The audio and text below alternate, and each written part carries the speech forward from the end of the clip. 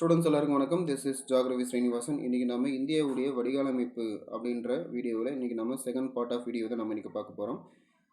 Second part of வீடியோவில் இன்றைக்கி நம்ம எதை பற்றி பார்க்க போகிறோம்னா தீபகற்ப இந்திய ஆறுகள், அதாவது தென்னிந்திய ஆறுகள், அதை பற்றி தான் பார்க்க போகிறோம். தென்னிந்திய ஆறுகளை வந்து நம்ம தீபகற்ப இந்திய ஆறுகள்னு சொல்லலாம், அல்லது சீசனல் ரிவர்ஸ், அதாவது பருவகால ஆறுகள் அல்லது வற்றும் ஆறுகள் அப்படின்னு கூட நம்ம சொல்லலாம். ஸோ இதுக்கு முன்னாடி போட்ட ஒரு ஃபஸ்ட் பார்ட் ஆஃப் வீடியோவில் வந்து பார்த்திங்கன்னா உங்களுக்கு இமயமலை ஆறுகள் பற்றின இன்ஃபர்மேஷன் வீடியோவில் நான் பொதுவாக வந்து 3 முக்கிய ஆறுகளுடைய தொகுப்பை கொடுத்துருப்பேன். ஒன்று இண்டஸ் ரிவர், இன்னொன்று பிரம்மபுத்திரா ரிவர், இன்னொன்று வந்து பார்த்திங்கன்னா கங்கை ரிவர். இந்த 3 வந்து பார்த்திங்கன்னா இந்த ரிவர் வந்து எங்கெல்லாம் ஆரிஜினேட் ஆகுது, என்னுடைய மொத்த நீளம் எவ்வளவு, மொத்த சதுர கிலோமீட்டர் எவ்வளவு, எந்தெந்த மாநிலங்களில் பாய்ந்து எந்த கடலில் கலக்கின்றன, இதனுடைய முக்கிய துணையாறுகள் என்னென்ன அப்படின்ற மாதிரி இன்ஃபர்மேஷன் வீடியோ கொடுத்துருப்பேன். அது போக ஒவ்வொரு ஆறுகளுக்கும் தனிப்பட்ட ஒரு சிறப்பு அம்சங்கள் இருக்கும். அதுவும் இல்லாமல் ஒவ்வொரு ஆறுகளுடைய ஒரு நிக்நேம் இருக்கும். ஃபார் எக்ஸாம்பிள் சிந்து நதி அப்படின்றது பாகிஸ்தானுடைய தேசிய நதி என்று அழைக்கப்படுகிறது. கங்கை நதி அப்படின்றது இந்தியாவுடைய தேசிய நதி என்று அழைக்கப்படுகிறது. பிரம்மபுத்திரா அப்படின்றது சீனாவில் வந்து பார்த்திங்கன்னா சாங்போ என்று அழைக்கப்படுகிறது. ஸோ அந்த சாங்போ அப்படின்றதுக்கான மீனிங் பியூரிஃபையர், தூய்மை என்று பொருள். இந்த மாதிரி நிறைய விஷயங்கள் அடங்கிய தொகுப்பை நம்ம ப்ரீவியஸ் வீடியோவில் போட்டிருக்கோம். பார்க்காதவங்க லிங்க் கிளிக் பண்ணி பார்த்துக்கோங்க.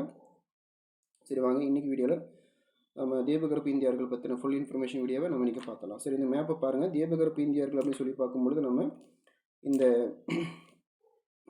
தென்னிந்தியார்கள் பற்றின இன்ஃபர்மேஷன் வீடியோவை நம்ம இன்றைக்கி பார்க்க போகிறோம். பாருங்கள், இந்த மேப்பில் தென்னிந்தியார்களை நான் வந்துட்டு பிரித்து வச்சிட்டேன். ஸோ இந்த தென்னிந்தியார்களை வந்து பொறுத்த வரைக்கும் பார்த்திங்கன்னா தீபகற்ப இந்தியார்களை நம்ம 2 வகையாக கிளாசிஃபிகேஷன் பண்ணலாம். ஒன்று கிழக்கு நோக்கி பாயும் ஆறுகள், இன்னொன்று மேற்கு நோக்கி பாயும் ஆறுகள். கிழக்கு நோக்கி பாயும் ஆறுகள் அப்படின்னு சொல்லி பார்க்கும்பொழுது பாருங்கள், மகாநதி, கோதாவரி, கிருஷ்ணா, காவேரி. சரிங்களா? மகாநதி, கோதாவரி, கிருஷ்ணா, காவேரி. நீங்கள் என்ன பண்ணுறீங்க, இதை கிழக்கு பக்கம் அப்படின்னு ஒரு இன்டிமேட் ஒரு ஏரோ ஒன்று போட்டு அதில் எல்லாமே இந்த 4 ரிவர்களுடைய பெயர்களையும் சேர்த்து எழுதிக்கோங்க.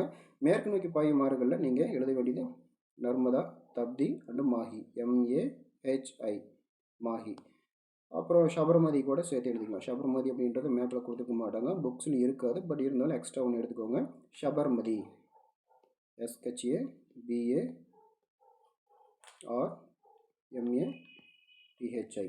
சபர்மதி. சரி வாங்க, இதுக்கு மேலே 1 by 1 கிழக்கு நோக்கி பாயும் ஆறுகளை பற்றின இன்ஃபர்மேஷன் பார்த்துட்டு அதுக்கப்புறம் மேற்கு நோக்கி பாயும் ஆறுகளையும் அது சேர்த்து பார்த்துட்டு கடைசியாக இது சம்மந்தப்பட்ட சில மாடல் கொஷின்ஸை சேர்த்து நாம் பார்த்துடலாம். ஓகேங்களா? ஓகே.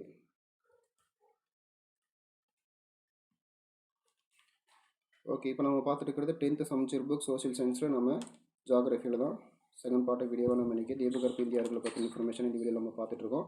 சரி, இப்போ நீங்கள் நோட்ஸ் எடுக்கிறதுக்கு முன்னாடி லாங் சைஸ் நோட்டுன்னு எடுத்துக்கோங்க. பக்கத்தில் இந்திய மேப்பை ரஃபாக வரைஞ்சிக்கோங்க. தென் நான் சொல்லக்கூடிய இன்ஃபர்மேஷனை பக்கத்தில் ஒரு சப்டைட்டில் நோட் பண்ணிக்கிட்டே வாங்க. அதில் நான் சொல்லக்கூடிய எல்லாமே ரொம்ப ப்ரீவியஸ் இயர் கொஷின் பேசிஸ் பண்ணி தான் நான் சொல்ல போகிறேன். ஓகேங்களா? சரி வாங்க, ஸ்ட்ரைட்டாக பார்த்துடலாம். ஓகே. ஸோ இதில் வந்து பார்த்திங்கன்னா உங்களுக்கு தீபகற்ப இந்தியர்கள் சொல்லி கொடுத்துட்டாங்க. அது பார்க்குறதுக்கு முன்னாடி ஒரு சின்ன intro about peninsular plateau of river. Okay. தென்னிந்தியாவில் பாயும் ஆறுகள் தீபகற்ப இந்தியார்கள் என்று அழைக்கப்படுகிறது. இது முக்கியமானவங்க. தென் இந்த தீபகற்ப இந்தியார்கள் அப்படின்றது பெரும்பாலான ஆறுகள் எங்கே உற்பத்தி ஆகிறது, மேற்கு தொடர்ச்சி மலைகள் தான் உற்பத்தி ஆகுது. அது மட்டும் இல்லாமல் இந்த ஆறுகளை நம்ம என்னென்னு சொல்லலாம், பருவகால ஆறுகள்னு சொல்லலாம், அல்லது வற்றும் ஆறுகள்னு சொல்லலாம். முக்கியமான ஒன்றை நான் ஆரம்பத்திலே சொல்லியிருப்பேன். தென் இந்த ஆறுகள் வந்து பார்த்திங்கன்னா அவை பாயும் திசையின் அடிப்படையில் வந்து 2 வகையாக நாம் பிரிக்கலாம். சரிங்களா? 2 வகையாக பிரிக்கலாம். எப்படி? ஒன்று கிழக்கு நோக்கி பாயும் ஆறுகள், இன்னொன்று மேற்கு நோக்கி பாயும் ஆறுகள். சரிங்களா? ஓகே, இப்போது நம்ம பிரிச்சிட்டோம். ஃபஸ்ட்டு கிழக்கு நோக்கி பாயும் ஆறுகள் யார் யார்? நான் சொன்ன மாதிரி பாருங்கள், மகாநதி கொடுத்துருக்காங்க, கோதாவரி கொடுத்துருக்காங்க, தென் கிருஷ்ணா கொடுத்துருக்காங்க, காவேரி கொடுத்துருக்காங்க, இது எல்லாமே கொடுத்துருக்காங்க.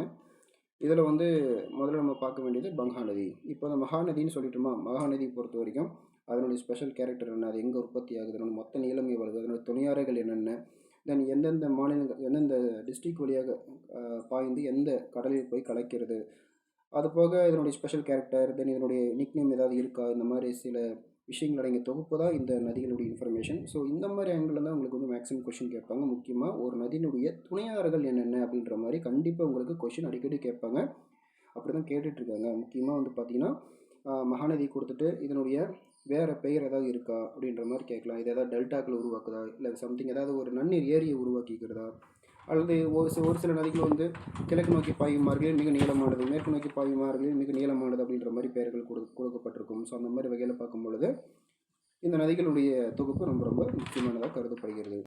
ஓகே, அடுத்து வந்து பார்த்திங்கன்னா இப்போ நம்ம ஸ்ட்ரெயிட்டாக கிழக்கு நோக்கி பாயும் ஆறுகளுடைய இம்பார்ட்டன்ஸ் என்னென்ன அதை பற்றி ஃபுல் இன்ஃபர்மேஷன் பார்த்துலாம். ஓகே, இப்போ நம்ம ஃபஸ்ட்டு பார்க்க வேண்டியது மகாநதி. நோட் பண்ணிக்கோங்க. மகாநதி. இந்த மகாநதி அப்படின்றது எங்கே உற்பத்தி ஆகுது? சத்தீஸ்கர் மாநிலம் ஒரு ஐஃபன், அங்கே ராய்ப்பூர் டிஸ்ட்ரிக்ட் ஒரு ஐஃபன், சிகா ஒரு ஐஃபன், அங்கே வந்து பார்த்திங்கன்னா உற்பத்தி ஆகுது. சரிங்களா? தென் இதனுடைய மொத்த நீளம் 851 கிலோமீட்டர் நீளம்.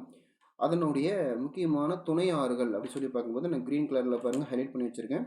ஜீனத், தெலன், சந்தூர், சித்திரதலா, கெங்குட்டி மற்றும் நன். இது எல்லாமே மகாநதியினுடைய முக்கியமான துணையாறுகள் அப்படின்னு சொல்லி சொல்கிறோம். ஓகேங்களா?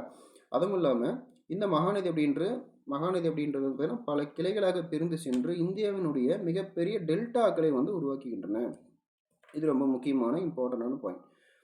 ஓகே, இந்தியாவினுடைய மிகப்பெரிய ஒரு டெல்டாக்களை உருவாக்கிக்கிறது. சரிங்களா? அப்போது பல கிளைகளாக பிரிஞ்சு தான் டெல்டாக்களை உருவாக்கும். ஏற்கனவே சொல்லியிருப்பேன், நதி வந்து ஒரு மலைகள் உச்சிகளில் தோன்றி அருவியில் அப்படியே தோன்றி பல நெளிவு சுழிவுகளாக அப்படி வளைந்து கடைசியாக இறுதியில் கடலில் கலக்கிறது. கடலில் கலக்கும் போது கடலில் கலக்கிறதுக்கு முன்னாடி பல கிளைகளாக பிரிஞ்சு அங்கே பார்த்திங்கன்னா அப்படி முக்கோண வடிவத்தில் அங்கங்கே கிளைகளாக தெரியும். அந்த முக்கோண வடிவத்தில் இருக்கக்கூடிய ஷேப்பு தான் டெல்டாக்கள் அப்படின்னு சொல்லி சொல்கிறோம்.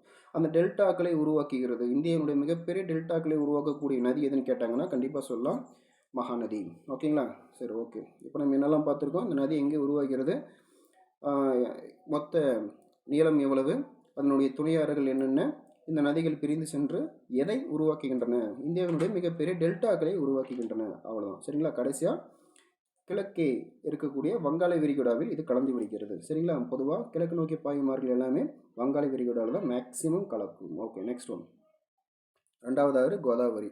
இந்த ரிவரை பற்றி சொல்லப்போனால் ஒரு 5-6 பாயிண்ட் ரொம்ப ரொம்ப ரொம்ப இம்பார்ட்டன்ட். நோட் பண்ணிக்கோங்க. ஏன்னு கேட்டிங்கன்னா கோதாவரி அப்படின்றது தீபகற்ப இந்தியாவில் பாயக்கூடிய நதிகளிலேயே மிக நீளமான ஆறுன்னு சொல்கிறோம். எந்த அளவுக்கு நீளம் பார்த்திங்கன்னா 1465 கிலோமீட்டர் நீளம் உள்ளது. அது மட்டும் இல்லாமல் இந்த ரிவருக்கு இன்னொரு பெயர் உண்டு. பார்த்திங்கன்னா விருத்து கங்கா அப்படின்னு சொல்லுவோம். அப்போ தலைப்பு பக்கத்தில் நோட் பண்ணிக்கோங்க. இந்த இடத்துல விருத்து கங்கா அப்படின்னு நோட் பண்ணிக்கோங்க. அது மட்டும் இல்லாமல் இந்த ரிவர் வந்து எங்கே உற்பத்தி ஆகுதுன்னு பார்த்திங்கன்னா மேற்கு தொடர்ச்சி மலையில் உள்ள மேற்கு தொடர்ச்சி மலை ஒரு ஐஃபன், அங்கே மகாராஷ்டிரா ஒரு ஐஃபன், நாசிக் மாவட்டம் அப்படின்னு போட்டுக்கோங்க. அங்கே தான் இந்த ஆறு உற்பத்தி ஆகுது. இதனுடைய மொத்த சதுர கிலோமீட்டர் வந்து பார்த்திங்கன்னா 3.13 லட்சம் சதுர கிலோமீட்டர் அளவுக்கு வடிநிலத்தை கொண்டுள்ளது அப்படின்ற மாதிரி கொடுத்துக்கோங்க. முக்கியமாக அது ஆந்திர பிரதேசத்தின் வழியாக பாய்ந்து எங்கே போகிறாரு, வங்காள விரிகுடாவில் வந்து கலக்கிறாரு. அப்போ ஆந்திர பிரதேசத்துடைய முக்கியமான ஆறுகளில் ஒன்று தான் இந்த ரிவர். சரிங்களா? அது மட்டும் இல்லாமல் இந்த ரிவர் வந்து பார்த்திங்கன்னா முக்கியமான துணையாறுகள் யாரெல்லாம் கொண்டு இருக்கிறாருன்னு பார்த்திங்கன்னா பூர்ணா, பெண்கங்கா, பிரணீதா, இந்திராவதி, தால் மற்றும் சாலமி. இது எல்லாமே பார்த்திங்கன்னா பொதுவாக பெண்களுடைய பெயர்களை கொண்டுள்ள சில துணையாறுகள் அப்படின்ற மாதிரி சொல்லலாம். அது மட்டும் இல்லாமல் இந்த ஆறு வந்து டைரெக்டாக அப்படி கலந்துருது அப்படி கிடையாது. சில இடங்களில் 2 கிளைகளாக பிரிகிறது. எங்கே? ராஜமுந்திரி அப்படின்ற ஒரு பகுதி, கர்நாடகா இருக்கக்கூடிய ராஜமுந்திரி அப்படின்ற ஒரு பகுதியில் ராஜமுந்திரிக்கு அருகில் கௌதமி மற்றும் வசிஸ்தா அப்படின்ற 2 கிளைகளாக பிரிஞ்சு கடைசியாக மிகப்பெரிய ஒரு டெல்டாக்களை உருவாக்குகின்றன. அது மட்டுமா, கோதாவரி அந்த ஆறு வந்து பார்த்திங்கன்னா கோதாவரி டெல்டா பகுதியில் ஒரு மிகப்பெரிய ஒரு நன்னீர் ஏரி, அதாவது கொள்ளேறு ஏரியை உருவாக்குது. சரிங்களா? கொள்ளேறு ஏரி அப்படின்றது ரொம்ப ரொம்ப இம்பார்ட்டன்ட். சரிங்களா? சரி, ஓகே. இப்போ நம்ம என்னெல்லாம் பார்த்துருக்கோம்னு பார்த்தீங்கன்னா கோதாவரி ஆறு பொறுத்த வரைக்கும் இந்த ஆறு எங்கே உற்பத்தி ஆகுது, அதனுடைய நீளம் எவ்வளவு, இந்த ஆறு தான் தீபகற்ப இந்தியாவில் பாயும் ஆறுகள் மிக நீளமான ஆறு. இதனுடைய மறுபெயர் விருத்து கங்கா. வேறு என்ன பார்த்தோம்? இது வந்து ஆந்திர பிரதேசத்தினுடைய மிக முக்கியமான ஒரு ஆறு. இதனுடைய முக்கியமான துணை ஆறுகள் யார்? இது வந்து ராஜமுந்திரிக்கு அருகே கௌதமி மற்றும் வசிஷ்டா அப்படின்ற 2 கிளைகளாக பிரிஞ்சு மிகப்பெரிய ஒரு டெல்டாக்களை உருவாக்குது. அது மட்டும் இல்லாமல் கோதாவரி டெல்டா பகுதியில் வந்து பக்கத்துலேயே வந்து பார்த்திங்கன்னா நன்னீர் அப்படின்னு சொல்லக்கூடிய ஒரு கொள்ளேறு ஏரியை உருவாக்கிறது. அதனால் சார் நன்னீர் குடிக்க உகந்த ஒரு நன்னீர் ஏரி, அதுதான் அப்படி சொல்கிறோம். ஓகேங்களா? நெக்ஸ்ட் ஒன் கிருஷ்ணா ரிவரை பொறுத்த வரைக்கும் இன்னொரு ஸ்பெஷல் என்னென்னு கேட்டிங்கன்னா இதுதான் தீபகற்ப ஆறுகளில் 2வது பெரிய நதி. தீபகற்ப ஆறுகளில் கிழக்கு நோக்கி பாயும் ஆறுகளை பொறுத்த வரைக்கும் இது மிகப்பெரிய ஆறுன்னு சொல்லலாம்.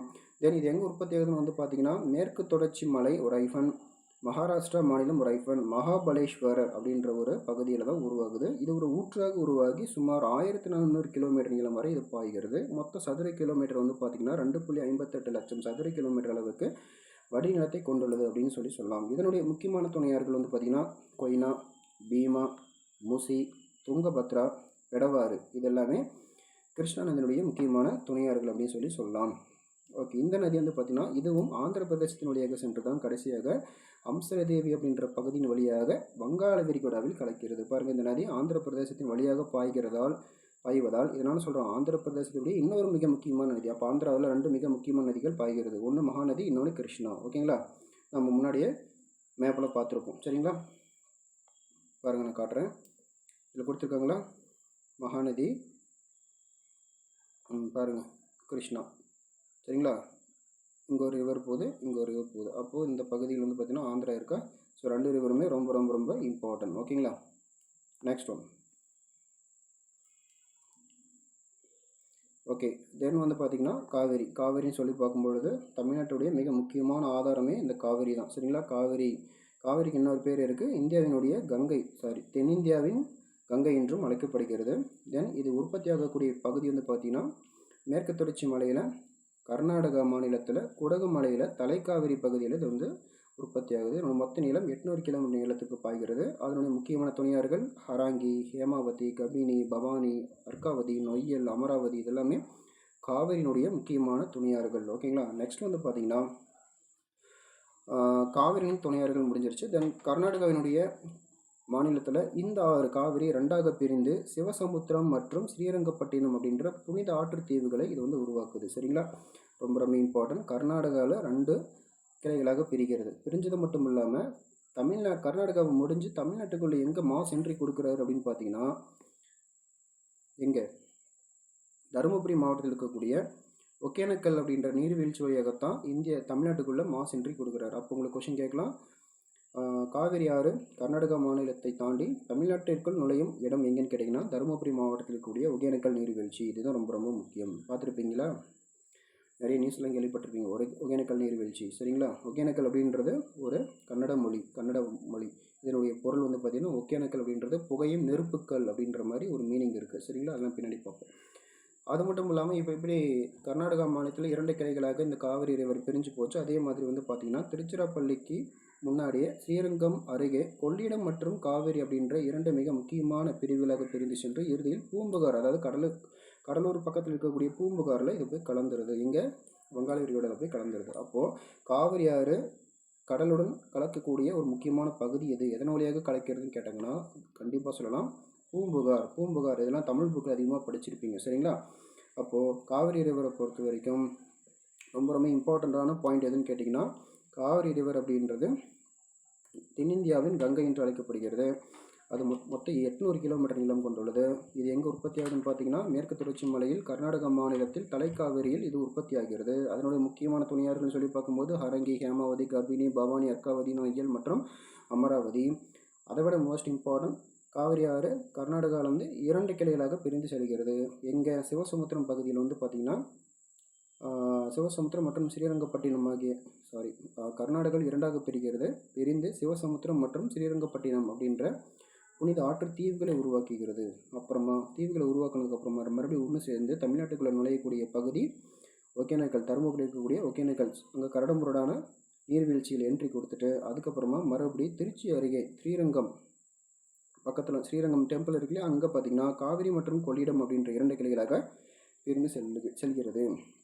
கடைசியாக கடலூரை தாண்டி கடலுக்குள்ளே கலக்கிறதுக்கு முன்னாடி பூம்புகார் அப்படின்ற பகுதி வழியாக இறுதியில் கடலில் கலந்து விடுகிறது. Thoughts all. இதுதாங்க விஷயம். ஓகேங்களா, இது உங்களுக்கு நல்லாவே புரிஞ்சிருக்குன்னு நினைக்கிறேன். ஓகே, நெக்ஸ்ட் வந்து பார்த்திங்கன்னா நம்ம மேற்கு நோக்கி பாயும் ஆறுகளை பற்றி பார்த்தோம். ஓகேங்களா, மேற்கு நோக்கி பாயும் ஆறுகள் நர்மதை தான் ரொம்ப ரொம்ப இம்பார்ட்டன்ட். ஏன்னு கேட்டிங்கன்னா இது ஏற்கனவே ப்ரீவியஸ் இயரில் கொஷின் கேட்டிருக்காங்க.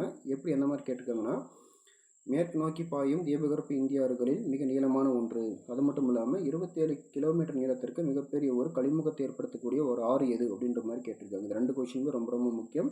அதுக்கு ஆன்சர் நர்மதை தான். ஓகே, இது எங்கே உருவாகுதுன்னு பார்த்தீங்கன்னா இது வந்து பார்த்திங்கன்னா மத்திய பிரதேசத்தில் ஒரு ஐஃபன் அமர்கண்ட் பீடபூமியில் 1057 மீட்டர் உயரத்தில் இது உற்பத்தி ஆகுது. சரிங்களா, அது மட்டும் இல்லாமல் 1312 கிலோமீட்டர் நீளத்தை கொண்டுள்ளது.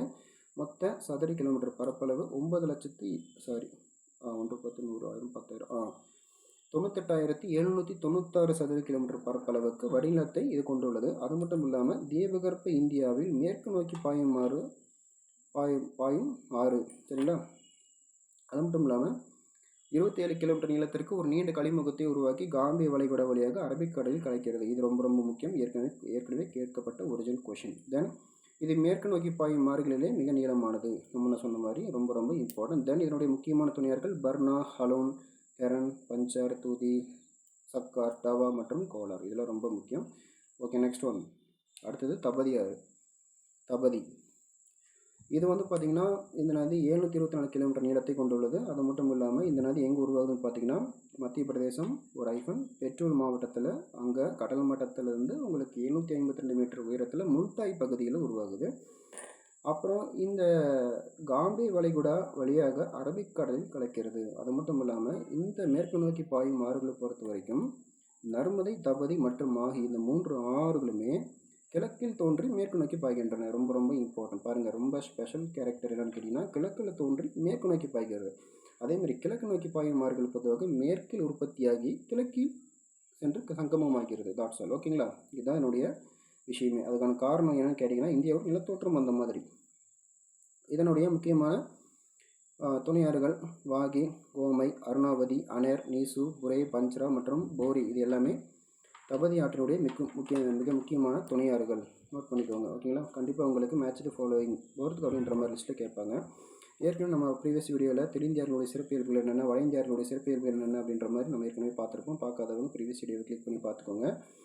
அது மட்டும் இல்லாமல் சில இம்பார்ட்டண்ட்டான புக் பேக் கொஷின்ஸ் ஆல்சோ நம்ம சேர்த்து பார்த்துடலாம்.